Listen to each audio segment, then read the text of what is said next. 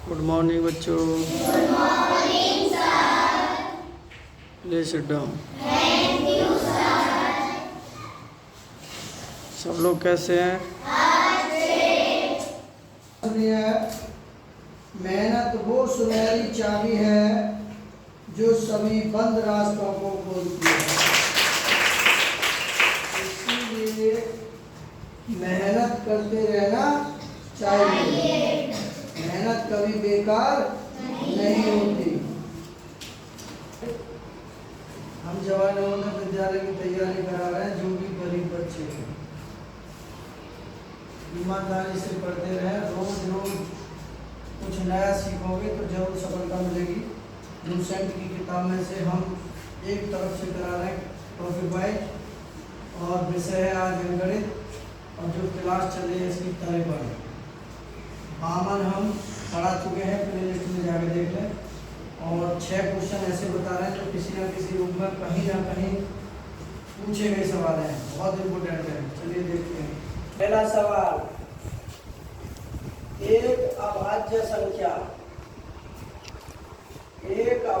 संख्या के कितने गुणनखंड होते हैं? एक छोटा सा सवाल जरूर है, 1 नंबर में आएगा, बस गोला बनाना है। विकल्प हमारे तरफ में 1 2 3 5, इनमें कौन सा विकल्प सही है? तो देखिए, अभाज्य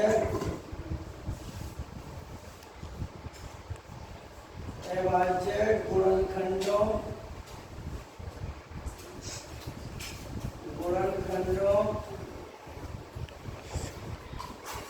की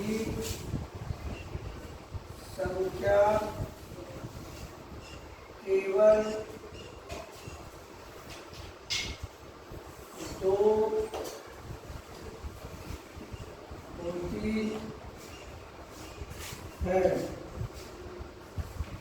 2 कौन सी है? या तो स्वयं होगी संख्या, या दूसरी संख्या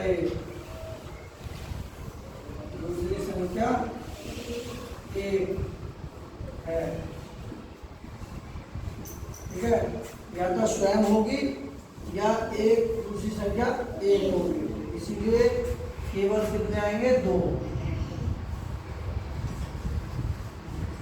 ना 1 है, ना 3 है, ना 5 है।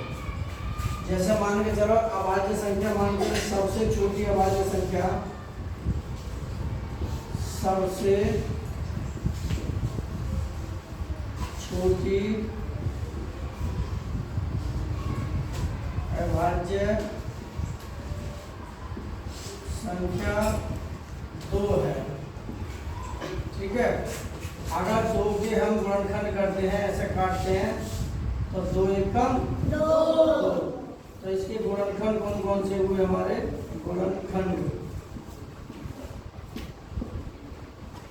गुणनखंडों की संख्या। तो देखिए, एक तो हमारा ये 2 हो गया और एक हो गया 1। तो हमने यही बताया था, या तो स्वयं संख्या होगी, जैसे 2 सबसे छोटी संख्या 2 है, या तो स्वयं है या फिर 1 है दूसरी संख्या। तो हर एक संख्या के अभाज्य जो संख्या होगी उसके 2 ही गुणनखंड होंगे केवल। समझ में आई? ये 1 नंबर का सवाल है, बहुत छोटा सा लेकिन बहुत खतरनाक है। ठीक है, अब देखिए अगला सवाल है, 14 और 77 के बीच में 7 के गुणजों की संख्या है। 7 के गुणजों की संख्या है। ठीक है, अब लिखेंगे, देखिए लिखेंगे 14 और 77 के बीच में 7 के गुणजों की संख्या। ठीक है, तो देखिए हम 14 ले रहे हैं पहले। 7 में 7 दूनी 14, 7 21, 7 चौक 28, 7 पन्ना 35, 7 6 42, 7 2 7 49, 7 8 56, 7 9 63, 7 दाम 70 और 70 7 77। अब ये कह रहा है यानी कि 14 और 77 के बीच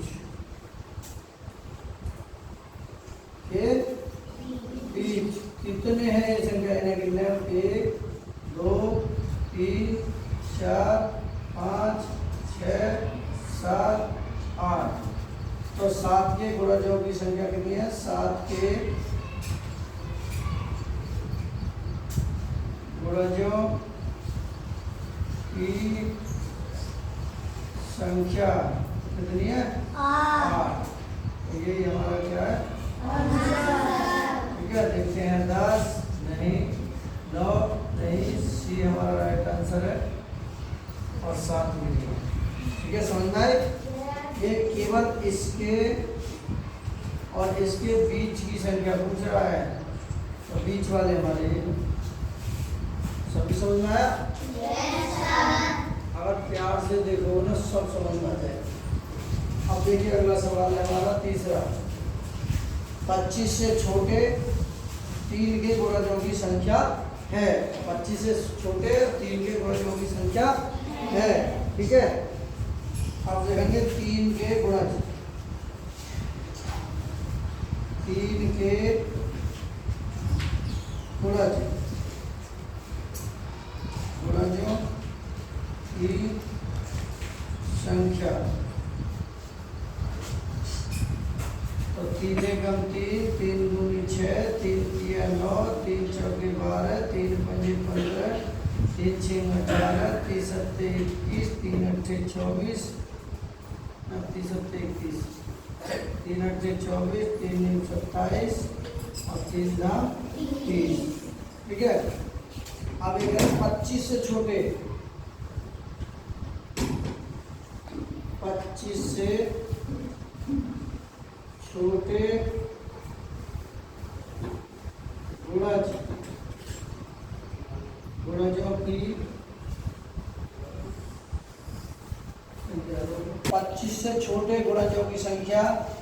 देखिए 25 से छोटे एक तो 3 है, एक 6 है, एक 9 है, एक 12 है, एक 15 है, एक 18 है, एक 21 है और एक 24 है।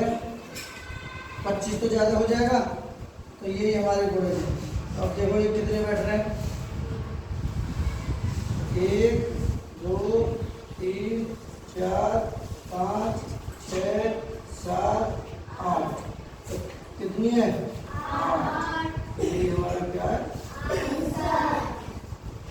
3 से बड़े, 3 से तो है बड़े हैं और 25 से है छोटे। ठीक है, तो कितने ऐसे? 8 है। तो यही हमारा क्या हो जाएगा? 7 नहीं, सॉरी 6 नहीं, 7 नहीं, 8 हमारा राइट आंसर। 9 भी नहीं। कितना आसान है। ठीक है, अब अगला सवाल है प्रत्येक विषम संख्या का गुणनखंड है। प्रत्येक विषम संख्या का, तो यहाँ लिखेंगे प्रत्येक विषम संख्या का गुणनखंड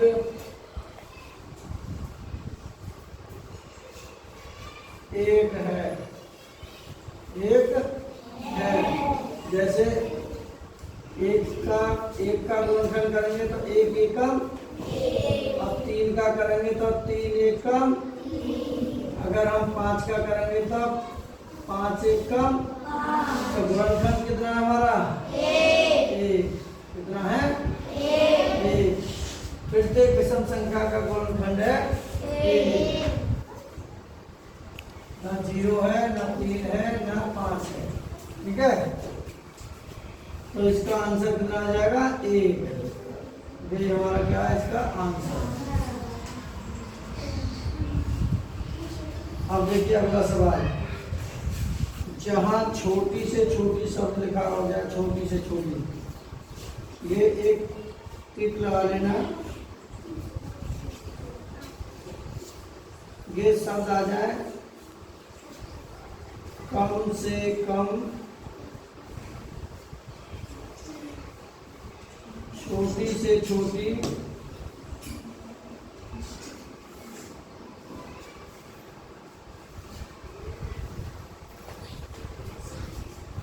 थोड़ा से थोड़ा,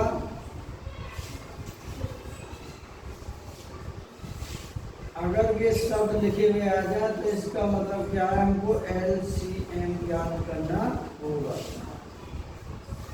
क्या ज्ञात करना होगा? LCM। सुनना है बात? अगर ये शब्द मिल जाते हैं तो हमको क्या ज्ञात करना होगा? LCM।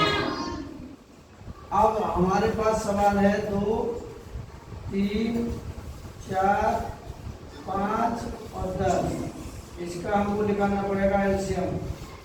तो देखिए 2 से करेंगे, 2 1 कम 2, 3 नहीं कटेगा, 2 दूनी 4, 5 नहीं कटेगा, 2 पंजे 10, फिर 2 से करेंगे 1, 3 नहीं कटेगा, 2 1 कम 2, 5 भी नहीं कटेगा, 2 भी कम कर लेंगे, फिर 3 1, 3 1 कम 3, फिर 1 और ये फिर 5 फिर 5। अब 5 से काट देंगे, 1 1 5 1 कम 5 5 1 5, इन संख्याओं को यहाँ लिख देंगे LCM। तो 2 गुणे 2 गुणे 3 गुणे 5, 2 दूनी 4 4 दिया 12 12 पंजे 60, तो यही हमारा आंसर हो जाएगा 60। तो विकल्प पहला गलत, दूसरा भी गलत, तीसरा हमारा राइट आंसर है 60। अगला सवाल है 10 और 21 में उभयनिष्ठ यानी कॉमन गुणनखंड है। तो 10 और 21 में हमको कॉमन गुणनखंड निकालना है, ठीक है। तो देखिए पहले तो हम 10 के देख लेते हैं, 2 पंजे 10, फिर 5 से 5 1 कम 5, ठीक है। अब फिर है 21, 21 के 3 सत्ते 21 और 7 एकम 7। तो देखिए 10 के अगर कॉमन गुणनखंड देखते हैं, 10 का 1 2 और ये 5 5 और क्या होता है 10वीं है इसका, ये क्या है 10वीं है 10। फिर हम लिख देते हैं 21, 21 का 1 3 7 और ये 21। अब इनमें हमको निकालना है उभयनिष्ठ। उभयनिष्ठ को बोलते हैं कॉमन।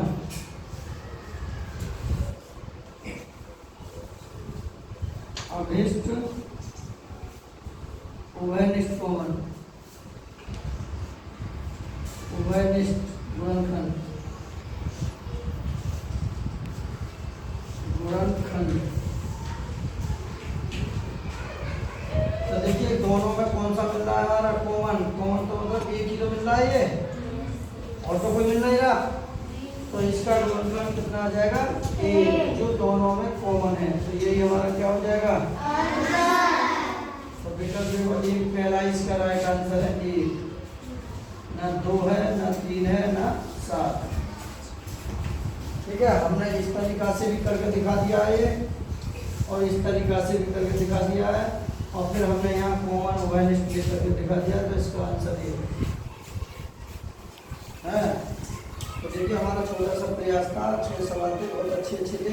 ये देखने में जरूर लग रहा है, लेकिन बच्चे गलती कर जाते हैं छोटे हैं। क्योंकि विकल्प देखिए बहुत अच्छा है। एक अभाज्य संख्या के कितने गुणनखंड होते हैं 2, 14 और 17 के बीच में 7 के गुणजों की संख्या कितनी होती है 8, 25 से छोटे और 3 के गुणजों की संख्या कितनी होती है 8। फिर ऐसे प्रत्येक विषम संख्या का गुणनखंड होता है 1, छोटी से छोटी संख्या जिसके 2 3 4 5 तथा 10 गुणनखंड है, तो हमने ये बताया कि कम से कम, छोटी से छोटी, थोड़ा से थोड़ा, अगर ये शब्द आ जाए तो एलसीएम निकालते हैं। अगर ये इसके ठीक उल्टा आ जाए यानी कि बड़ी से बड़ी, बड़ी से बड़ी और अधिक से अधिक, अधिक से अधिक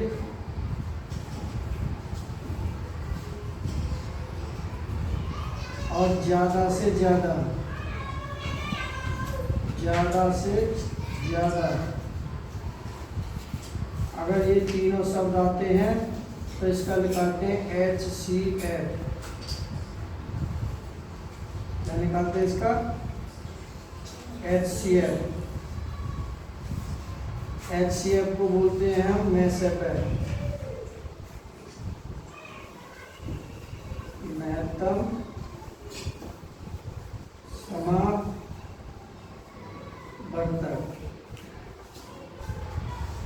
और एलसीएम को बोलते हैं लघुत्तम समावर्तक।